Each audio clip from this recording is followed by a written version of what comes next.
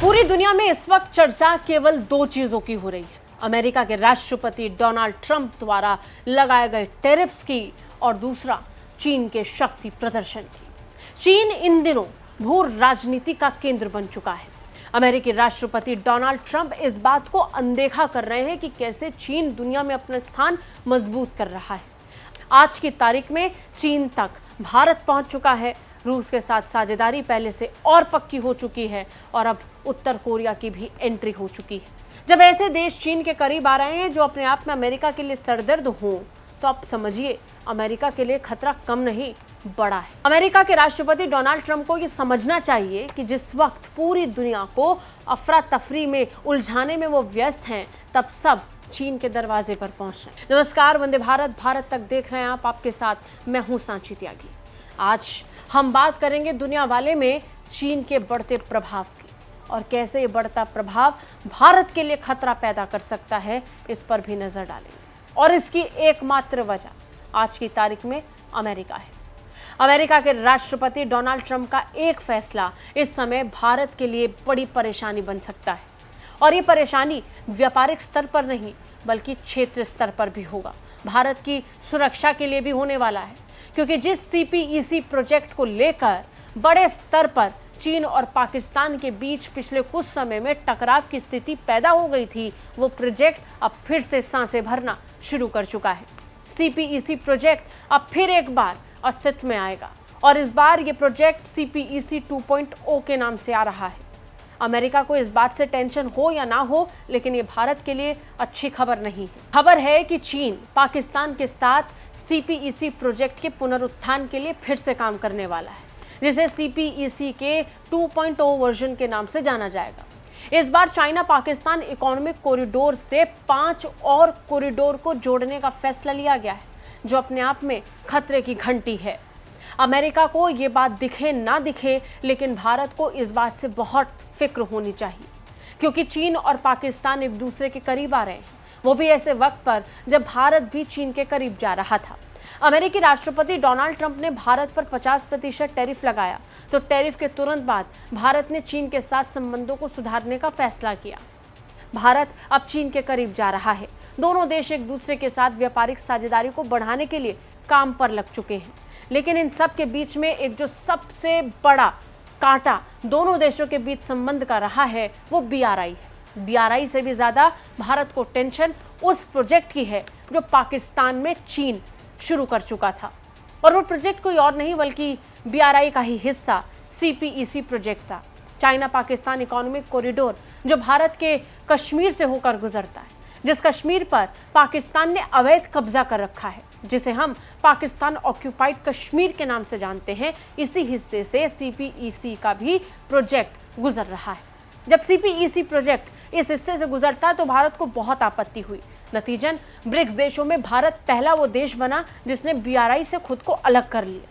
लेकिन टेंशन अब बढ़ने वाली है, या फिर ये कहें कि तनाव की स्थिति भारत और चीन के बीच फिर बढ़ने वाली है, क्योंकि सीपीईसी 2.0 जो आ रहा है, इसकी घोषणा हो चुकी है।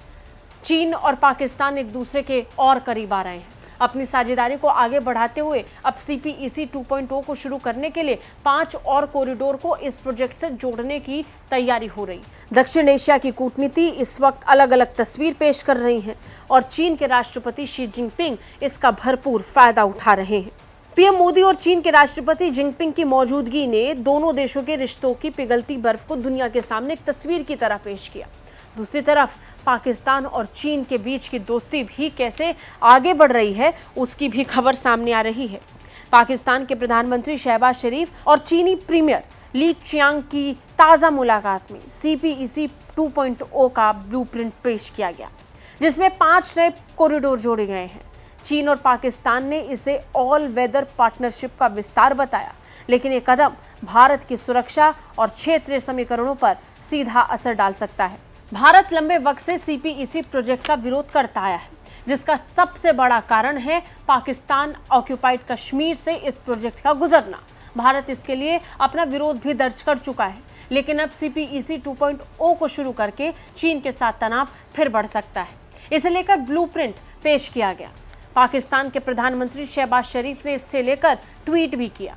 चीनी प्रीमियर के साथ मीटिंग के दौरान शहबाज शरीफ ने चीन के राष्ट्रपति शी जिनपिंग और चीनी नेतृत्व का धन्यवाद करते हुए कहा कि चीन ने हमेशा पाकिस्तान की भौगोलिक अखंडता, संप्रभुता और सामाजिक आर्थिक विकास में अहम भूमिका निभाई है।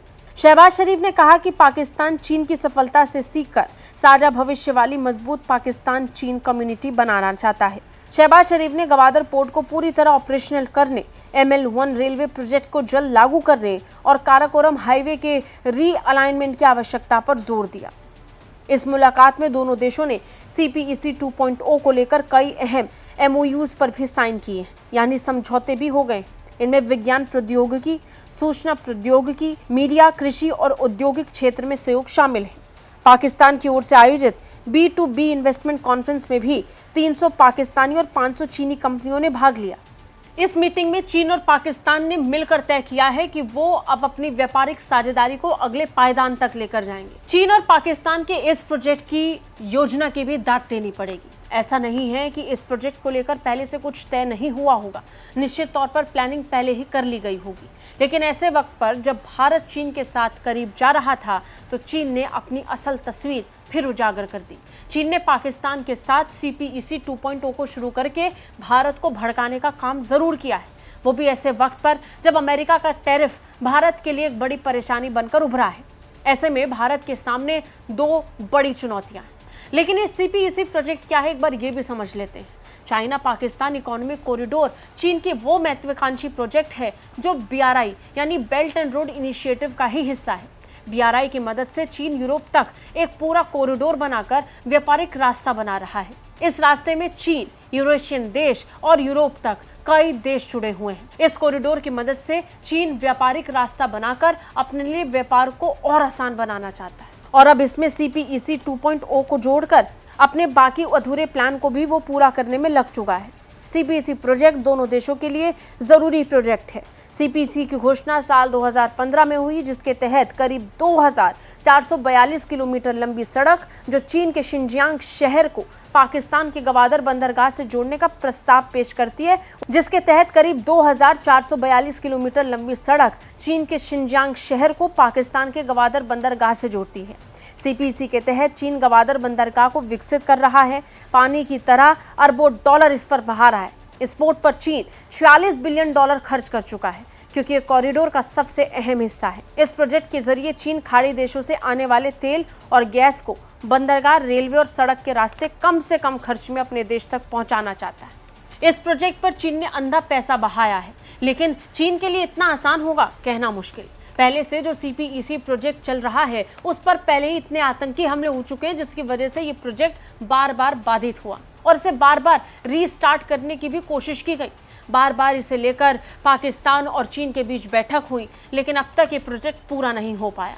समय सीमा के हिसाब से इसे अब तक पूरा हो जाना चाहिए था, लेकिन आतंकी हमलों के बीच पाकिस्तान में जिस तरीके की परिस्थितियां बनी, ये प्रोजेक्ट अटका रहा।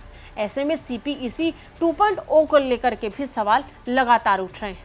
ऐसे में देखना होगा कि भारत इन परिस्थितियों से कैसे निपटता है, खासतौर पर तब जब अमेरिका का टैरिफ भारत पर दबाव की तरह टूट पड़ा है और दूसरी तरफ चीन ने CPEC 2.0 की घोषणा कर दी है। आपको क्या लगता है, कमेंट करके हमें जरूर बताइए। जय हिंद।